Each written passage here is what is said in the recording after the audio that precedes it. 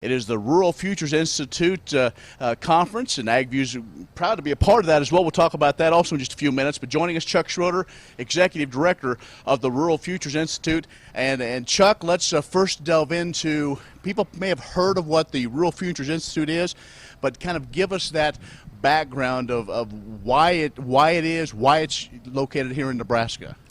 Ken, we think it's quite appropriate that it be located at the University of Nebraska. This is a big idea that was spawned by leaders at the University of Nebraska, launched in November of 2012. So the Rural Futures Institute is a university-wide entity. We involve all 5 campuses of the university, including NCTA at Curtis.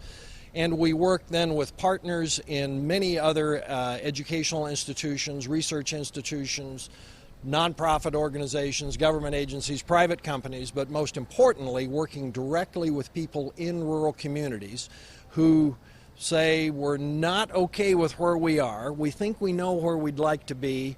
Here are some issues we're trying to wrestle with, either problems or opportunities.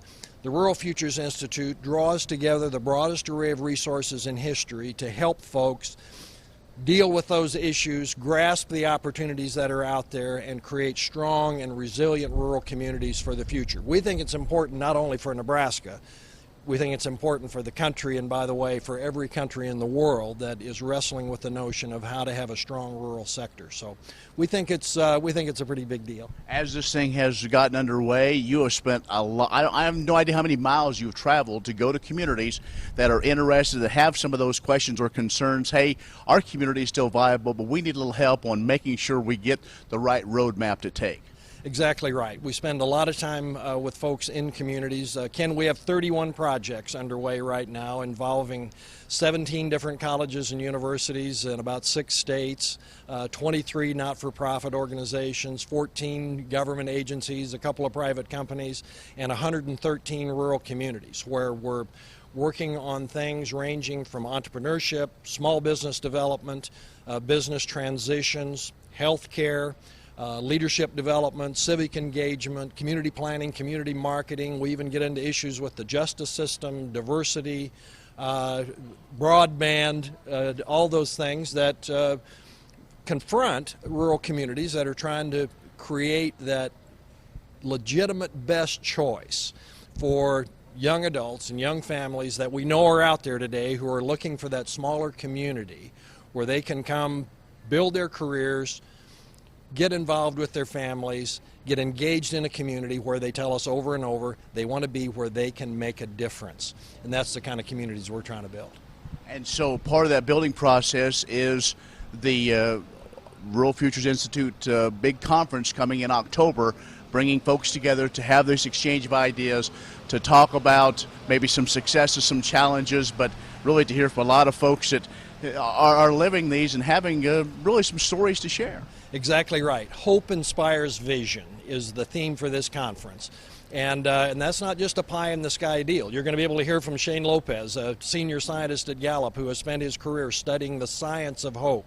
And we know that if we can help folks see real-world examples of people who are breaking the rules for why you can't be successful in a rural community, we know they're going to go away with big ideas. Several opportunities at this conference. Number one, it's going to start with what we call the Rural Opportunities Fair. We've got 35 communities and organizations that are going to be having booths set up there to meet with college kids. We're going to have roughly 300 college students who have expressed an interest in building a career in a rural community. We're going to try to connect them up with those communities that have opportunities and see if we can't help move that ball down the field just a little bit.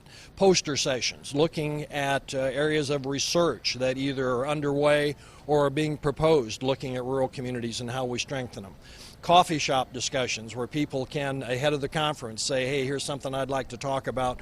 We'll try to connect them up with some folks who know something about that issue, who are interested in talking about it.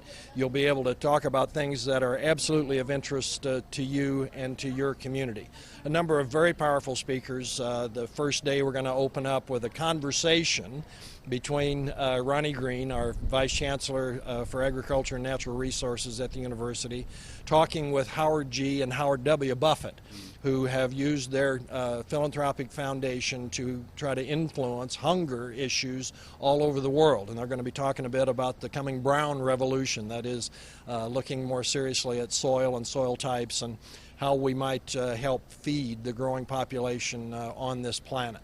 But a lot of folks, Ken Rogers is going to be on the program as one of the folks talking about innovation in rural communities. And we're going to have, I think, an opportunity for anybody who thinks there might be something out there that would be just a little better for me and my community. We're going to give them an opportunity to talk to folks that are actually on the ground doing it. Well, we appreciate the opportunity to take part in it.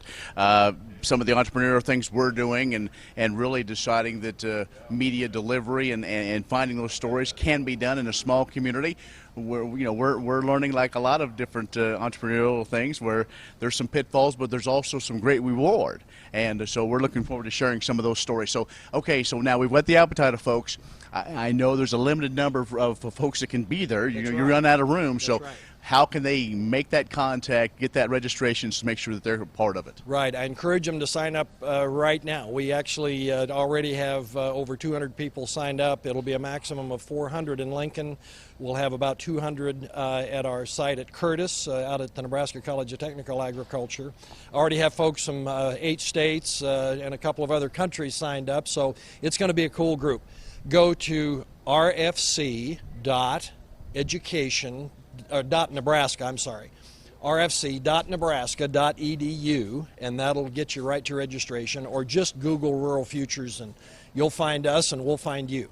All right, so October 21st, 21st, 23rd. All right. Well, Chuck, we look forward to it, and thanks again, and keep up the great work. We always enjoy hearing about all those great stories from the Rural Futures Institute. Thank you, Ken. We're awfully proud of what you're doing. Thank you. Chuck Schroeder, who is Executive Director of the Rural Futures Institute, has joined us in that conference coming out October 21st through 23rd at UNL and at NCTA in Curtis. That's the Ag View. I'm Ken Rogers.